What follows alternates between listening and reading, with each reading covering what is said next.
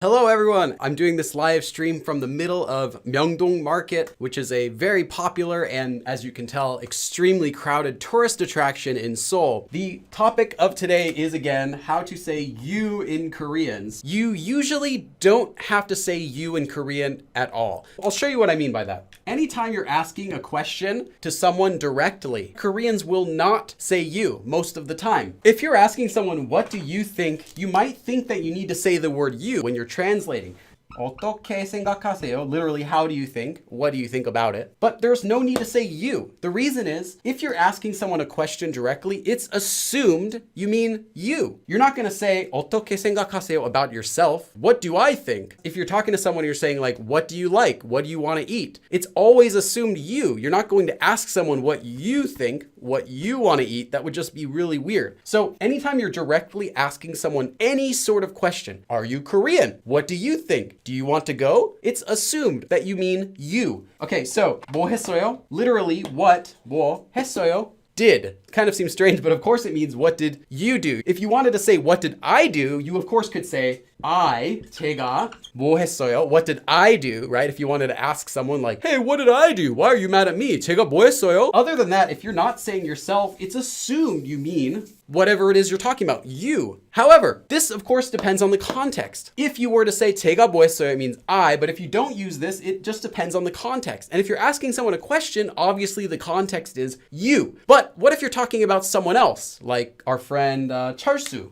뭐 했어요? In context, it would mean what did he do? While I'm saying that you don't need to use you when you're asking a question, it's because it all depends on context. And there are contexts when you actually would want to say you to make it clear, because you could say 뭐 했어요 to someone, and in context, most of the time, it's probably going to mean you. But what if you're talking about a few different people? I did this, and he did this, and she did this, and you did this. And then you want to ask the person, well, what did you do? You can't just say 뭐 했어요? They might not know who you're talking about. And we're going to be learning about all of those today. There are times though when grammar will dictate whether it means you or not. So let me think of an example of that. So let's do where do you want to go? So if you were to say 어디 가고 싶어요, this can only mean you. Let's first talk about why it can't mean I. 어디 가고 싶어요? Where do I want to go? Well, it cannot mean where am I want to go. Though no one would ever think you meant where do I want to go if you ask where want to go as a question. If you were to say 제가 어디 가고 싶어요, then grammatically it means where do I want to go, but it still would sound awkward, like why are you asking someone else where do you want to go, right? Why can't it mean he or she? This 싶어요 form, 고 싶어요, can only be used for first person, I, me, or second person, you. It can never be used for third person, which would be he or she or it or they. So 어디 가고 싶어요 can only mean where do you want to go. This is not to say that you cannot say you when you're asking a question directly. I just mean that it's not going to be necessary. Before we go into the words for you, there's still one more thing you can do. Honorifics, if you haven't learned them yet, I'm not going to be teaching them here. That would be a giant topic. Honorifics are only used about other people. Honorifics would be something like, the ending of a verb having 시, 세요, like 하세요, stuff like that. Honorific particles, using honorific nouns, honorific verbs. So if you're ever using honorifics, it could never mean yourself. So if you were to say 어떻게 생각하세요, just our sentence from before, what do you think? How do you think? This is actually honorific. 하세요. This could never mean what do I think. 한국말 잘하시네요?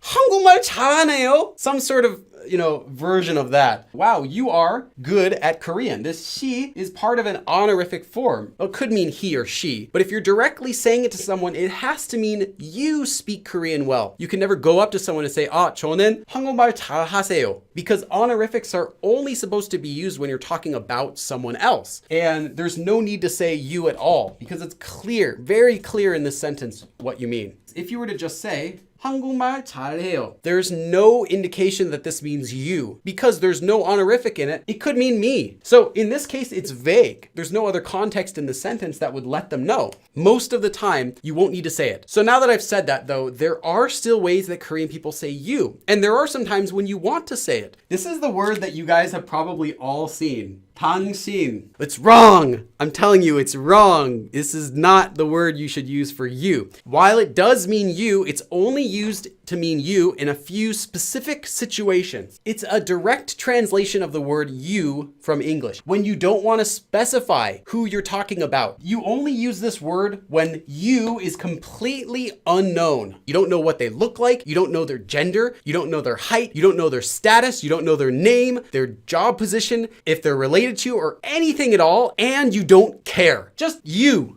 right there. Hey, you. That's why it's often used as a direct translation in a textbook, because it doesn't assume the person that's listening is anything, and you don't even want to know. You don't care. You just want a quick way to say you in Korean. As such, you should never use this word. Another place you might hear 당신 is some married couples, especially if they're like over 40. Not most, some. We'll use this word to mean dear, like you. Oh, honey, how are you? Or like a kind of a romantic term for saying you. You might think, oh, what if I'm dating a girl? Should I say 당신 to her? No, it will sound like this, because this usage is more for older people. It's an older style of usage. It's not like saying baby or anything like that. It's like saying my dearest. So avoid it. Advertisements written on paper, like in a newspaper or you see an ad on the subway, if the ad wants to say the word you, it will always use this word because they know nothing about you. They just want to make a way to say you. So you might see an advertisement, maybe it's for a, oh no, the pen, depression clinic. And the advertisement might say something like, 당신은 행복하세요? Are you happy? It just means you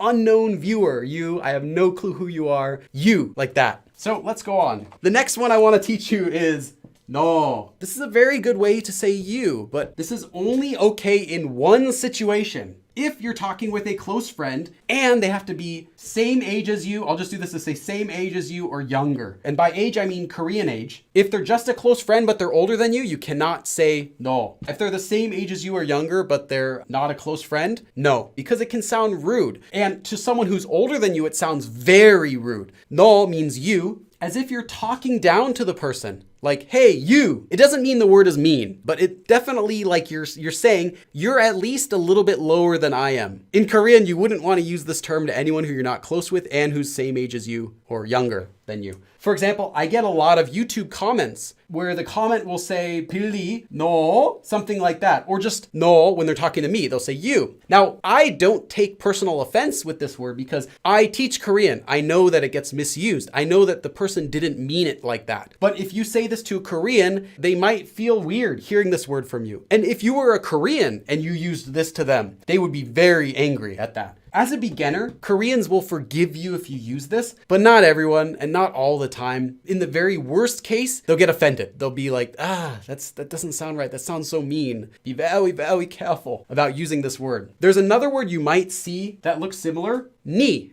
Ni actually is dialect. Specifically, it's from Gyeongsan. When I was living in Busan, I also used this word all the time. It's the same meaning as no, you. But I do not recommend that you use it unless you are familiar with all of the rest of Busan dialect. Because it'll sound weird if you're speaking normal Korean and then all of a sudden you throw out a Busan dialect word. It doesn't sound cool. It sounds like you made a mistake. Normally, if you're going to say no and combine it with a marker, you would get 너는, 넌, 너를, you would get 널. But if you were to combine this with the subject marker, you don't get 너가. Actually, what you get is 내가. But the pronunciation of this word is the whole reason I'm teaching this ni version. This is standard Korean, so we're back to standard Korean. This is not dialect. 내가 is actually not pronounced as 내가. It's actually pronounced as. Be very careful to not say this to someone who's not learning Korean, who doesn't speak Korean. It's actually pronounced as 니가.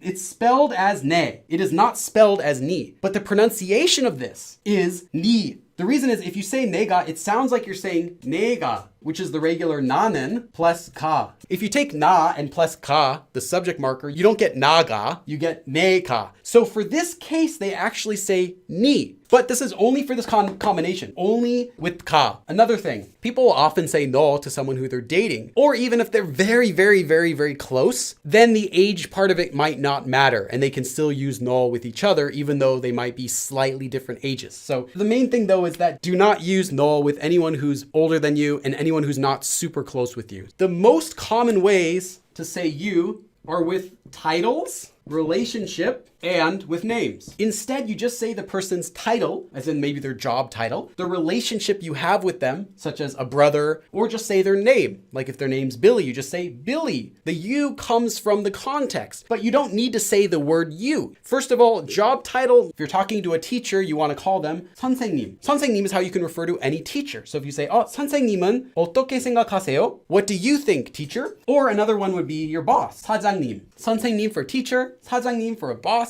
If you're an employee, you might say 손님 for guest. You can refer to someone's job title, and it's a very polite way to say you. The other thing is 선생님 can also be used to people who aren't a teacher. This can also be used to mean sir. So it can mean teacher, male or female teacher, or you can use it to a male to mean sir. The next way you can refer to them would be a relationship. And by relationship, I mean these terms. 오빠, 형. If you're a boy, you'd say 형 to an older male friend. If you're a girl, you'd use 오빠. And then for older female, if you're a girl, you can use 언니. And if you're a guy, you can use 누나. This will depend on your relationship with them. Just because they're an older friend does not mean they're always going to be comfortable with you calling them 오빠, 형, 언니, 누나 like that. So you might want to check with them to see what they prefer. You could say something like 언니는 집에 있어요.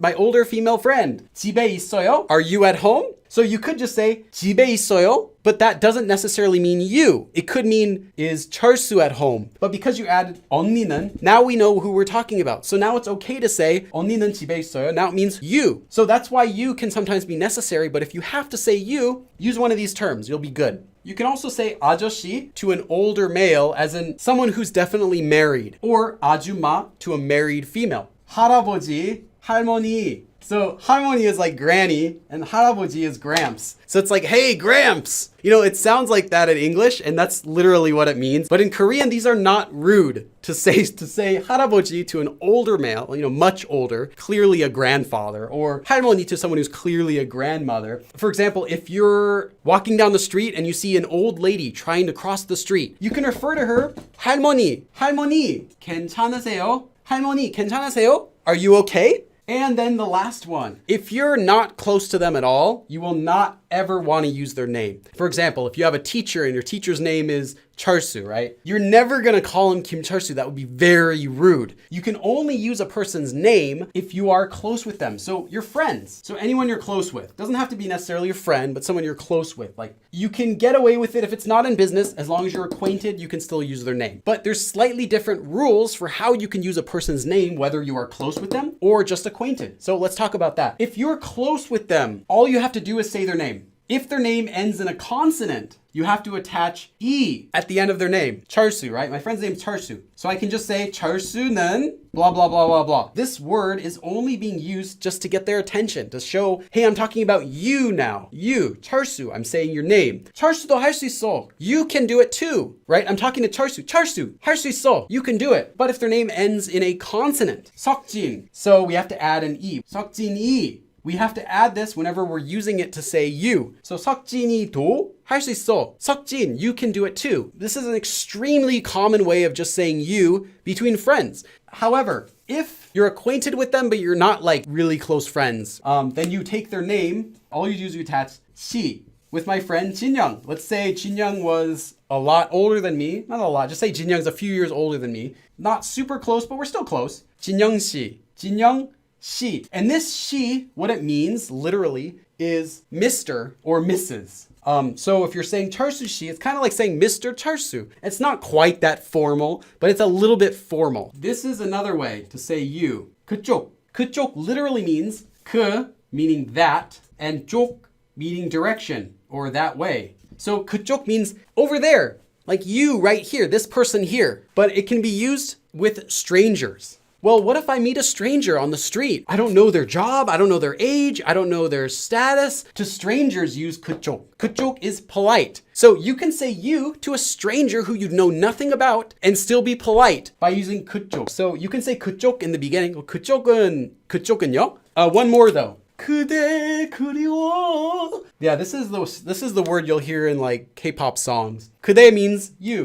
Okay, don't think if you use this word, you're gonna sound romantic. Don't think like, oh, it's used in songs, I'm gonna use it to my boyfriend. Don't. It sounds cringy. This is like cringe overload if you actually use this word in real life. So it's only used in songs and poems, but never in regular speech. There's another word that people use online, 님. This is only online. There's another ending 님, which is used on the end of words like 선생님, 사장님, but this is different. This is not that. This is only for online usage. You take someone's username and you would attach 님. Now you've got their name. So if you're talking with someone online, you wouldn't just say their username. You can also just use 님 by itself, as in you, online only. Thanks everyone for coming. I will see you guys next time. 그럼 다음에 또 봐. All right, everyone. Thanks for letting me borrow this space. Okay, you can all go back to work. Okay. Go back to work now, everyone.